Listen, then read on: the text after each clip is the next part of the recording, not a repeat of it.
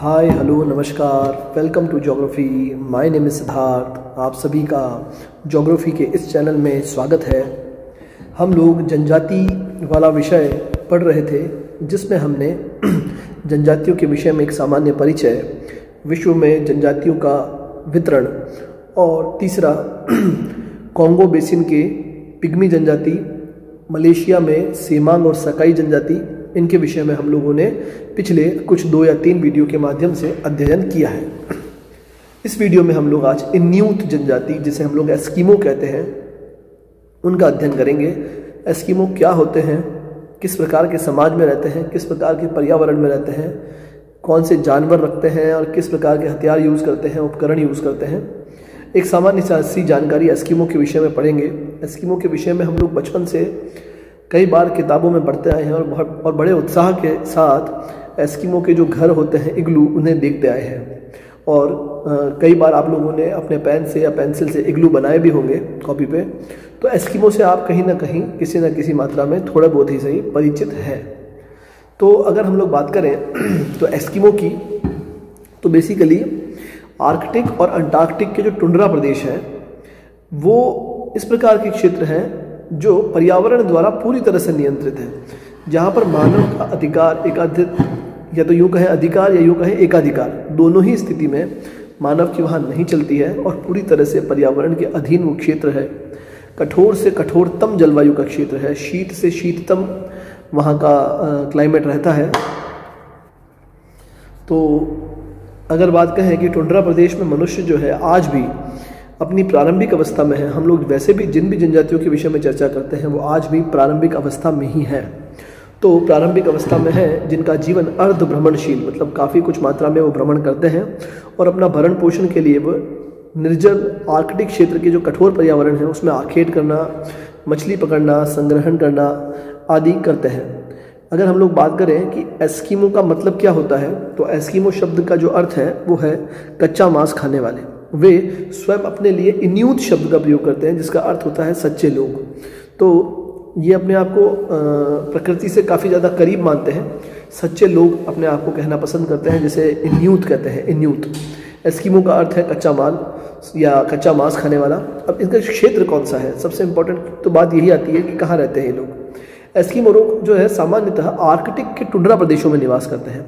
Arctic के tundra प्रदेश कहाँ होंगे, तो आप देखिएगा कि अगर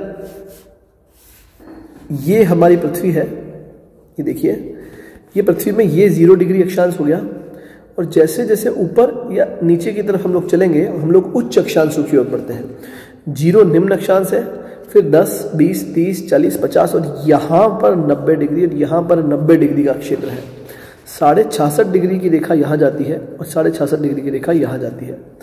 इस 66.5 डिग्री की रेखा के ऊपर का जो क्षेत्र है वो पूरी तरह से शीत और शीततम क्षेत्र कहलाता है, जहाँ पर आपको क्लाइमेट एक्सट्रीमली कोल्ड मिलेगा, जहाँ पर सूर्य की किरणें विरले ही पहुँचती है और बहुत ही कम मात्रा में आपको पूरे साल भर में वहाँ पर सूर्य की कोई भी किरण दिखने को मिलेगी।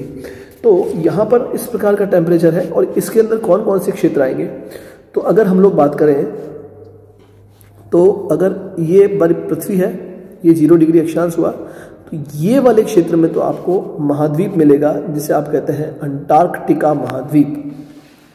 वहीं यहाँ 66.5 डिग्री जो रेखा है, इसकी अगर आप उत्तर में चलें तो आपको क्षेत्र मिलेंगे कनाडा का, यूएसए का अलास्का क्षेत्र, ग्रीनलैंड का क्षेत्र। यूरोप में आपको मिलेंगे नॉर्वे, फिनलैंड और स्वीडन के उत्तरी क्षेत्र, रशिया या यूँ कहें रूस का उत्तरी क्षेत्र, साइबेरिया वाला क्षेत्र। ये सभी के सभी क्षेत्र वो क्षेत्र है जहाँ पर आपको टुंड्रा प्रकार की जलवायु देखने को मिलेगी। तो ये वो क्षेत्र है जो प्राकृतिक दृष्टि से सबसे ज़्यादा एक्सट्रीम क्षेत्रों में से एक है। और वैसे अगर हम लोग बात करें तो अंटार्कटिका में एस्किमो लोग नहीं पाए जाते हैं, जो भी पाए जाएंगे वो उत्तरी क्षेत्रों में ही पाए जाएंगे। तो बेसिकली जो टुंड्रा शब्द है, टुंड्रा जब हम लोग बात करते हैं ना कि टुंड्रा, ये जो टुंड्रा जो शब्द है ये फिनिश भाषा का शब्द है और बेसिकली इसे इसका मतलब होता है बंजर भूमि। बंजर भूमि को हम लोग कहते हैं टुंड्रा, मतलब ऐसा क्षेत्र जहाँ पर कोई वृक्ष झाड़ियाँ कुछ भी नहीं दिखे आपको, उस प्रकार के क्षेत्र को टुंड्रा कहेंगे। मध्य और निम्न अक्षांशों में पाए जाने वाले जो पहाड़ी ढलानों पर भी, जैसे जो हमारे 50 डिग्री अक्षांश या 40 डिग्री अक्षांश है, वहाँ के पहाड़ी ढालों जो ढलान है वहाँ पर भी हमें इस प्रकार की प्राकृतिक दशाएं देखने को मिलती है, जो कि अल्पाइन टुंड्रा के नाम से जानी जाती है। फिर अगर हम लोग बात करें कि टुंड्रा की विश्वत की तरफ की जो सीमा है 10 डिग्री सेंटीग्रेड के उष्णतम समताप के समान है, और उत्तरी गोलार्ध में टुंड्रा और टेगा जलवायु के बीच की सीमा बनाती है। बेसिकली उत्तरी क्षेत्र के अंदर तो टेगा जलवायु और टुंड्रा के बीच में ये सीमा बना रही है। वहीं दक्षिण की तरफ हम लोग देखते हैं, विषुवत रेखा की तरफ अगर हम लोग देखें तो 10 डिग्री सेंटीग्रेड का जो उष्णतम जो बिंदु है, मतलब जो मैक्सिमम टेम्परेचर जहाँ पे 10-10 डिग्री है, उन बिंदु को मिलाने वाली रेखा के साथ ये सीमा बना रहे हैं। अगर हम लोग बात करें कि जो एस्किमो लोग हैं, अगर हम इन्हें राजनीतिक रूप से डिवाइड करें कि राजनीतिक सीमाओं में ये कहाँ कहाँ पाए जाते हैं, तो 4 प्रमुख देश हैं इसमें: संयुक्त राज्य अमेरिका, कनाडा, रूस और ग्रीनलैंड। इन प्रदेशों का विस्तार बेसिकली और कौन कौन से क्षेत्र होंगे जो इसी के अंदर आ रहे हैं, जैसे अल्यूशन द्वीप। अल्यूशन द्वीप कहाँ है, मैप में देख के बताइएगा, उत्तरी हिस्से के अंदर है अल्यूशन द्वीप, और इसको आप प्रशांत महासागर के किसी कोने में पा सकते हैं। ढूंढिएगा अल्यूशन द्वीप कहाँ है। तो अल्यूशन द्वीप जो है इसका प्रमुख क्षेत्र है अलास्का। अलास्का यूएसए का 50वां प्रांत है, यूएसए के उत्तरी क्षेत्र में अवस्थित है, जो कि रूस के साथ सीमा लगा रहा है कहीं ना कहीं, या रूस से पृथक्कन है उसका, और पूर्व की तरफ उसका कनाडा के साथ सीमा है। उत्तरी कनाडा, विक्टोरिया एक द्वीप है, मेलविले, बैफिन द्वीप, ये सभी के सभी कनाडा के उत्तर में कनाडा के द्वीप है, और बहुत ही विशाल द्वीप है ये। चाहे आप विक्टोरिया आइलैंड को ले लें, चाहे आप मेलविले को ले लें, चाहे आप बैफिन आइलैंड को ले लें। ग्रीनलैंड अपने आप में विश्व का सबसे बड़ा द्वीप है, जहाँ पर एस्किमो या इन्यूट जनजातियाँ रहती हैं। रूस के आर्कटिक क्षेत्रों में नोवा जामिलिया नाम का एक आपको प्रायद्वीपीय हिस्सा मिलेगा, वहाँ पर आप देखिएगा, यहाँ पर भी आपको एस्किमो जनजाति देखने को मिलेगी। अब अगर हम लोग बात करें कि साइबेरिया के जो उत्तरी और उत्तरी पूर्वी भाग में बेरिंग की खाड़ी तक इनका विस्तार पाया जाता है, और इस क्षेत्र के लगभग 1,20,000 जो एस्किमोज हैं, इससे अधिकांशतः आर्कटिक का जो घेरा है उसके दक्षिणी हिस्से के अंदर पाए जाते हैं। अगर हम लोग बात करें तो ग्रीनलैंड में ये 42,000 और अल्यूशन में 25,000, कनाडा के अंदर 1,500 और 25,000 कनाडा में, और 1,500 रूस के अंदर इनका जनघनत्व है। लेकिन अभी देखिएगा डेटाज कम ज़्यादा होते रहेंगे, और जनजातियों का कोई फिक्स डेटा हम लोग बना नहीं सकते, उन्हें वहाँ जाकर के इतना फिक्स हम लोग गिन नहीं सकते। लेकिन ये एक अंदाज़ा है कि लगभग इस मात्रा में या इस संख्या के अंदर, इतनी बड़ी संख्या में 50 डिग्री से भी उत्तर या 60-70 डिग्री से भी उत्तरी क्षेत्रों में टुंड्रा टाइप जो क्लाइमेट है, वहाँ पर इस प्रकार की जनजाति रहा करती है। अब अगर हम लोग बात करें तो जो भी मैंने अभी आपको बताया है वो आप यहाँ देख लीजिए। ये आपका कनाडा है, कनाडा जिसे आप हिंदी में कहते हैं, और उत्तरी अमेरिका का उत्तरी हिस्सा है। यहाँ से दक्षिण में अगर आप जाएंगे तो आपको मिलेगा यूएसए, यहाँ पे आपको मिलेगा यूएसए, और ये आपका कनाडा है। कनाडा के अंदर भी ये जो रेखा आपको दिख रही है ये इस प्रकार की, ये वो क्षेत्र है जहाँ पर आपको एस्किमोज देखने को मिलेंगे। ये बैफिन आइलैंड है, इधर विक्टोरिया है, और ये सारे के सारे, ये देखिए आप, ये देखिए ग्रीनलैंड वाला क्षेत्र है। ये सारा का सारा वो क्षेत्र है जहाँ पर आपको एस्किमोज देखने को मिलते हैं। ये आपकी इस अक्षांश रेखा को आप अगर नज़र में डाल लें तो ये वो अक्षांश है जिसके उत्तर में सामान्य रूप से जहाँ पर एक्सट्रीम क्लाइमेट है, एक्सट्रीम कोल्ड क्लाइमेट है, टुंड्रा टाइप जो क्लाइमेट है, अगर वो है वहाँ पर ये देखने को मिलेगी। फिर अगर हम लोग बात करें तो ये एक तरह की भ्रमणशील जनजाति है जो इधर से उधर भ्रमण करती है। नृजातीय समूह ये इसी प्रकार का है जो कि अलास्का, कनाडा, ग्रीनलैंड, अल्यूशन द्वीपों में पाया जाता है। अलास्का में एल्यूट, इन्हें देखो अलग अलग नामों से जाना जाता है, या यूँ कहें अलग अलग क्षेत्रों में अलग अलग नामों की इसी प्रकार की जनजातियाँ पाई जाती है। जैसे अलास्का में एल्यूट है ना, यूइत, चुकची, यूकाकीर, याकूत साइबेरिया में।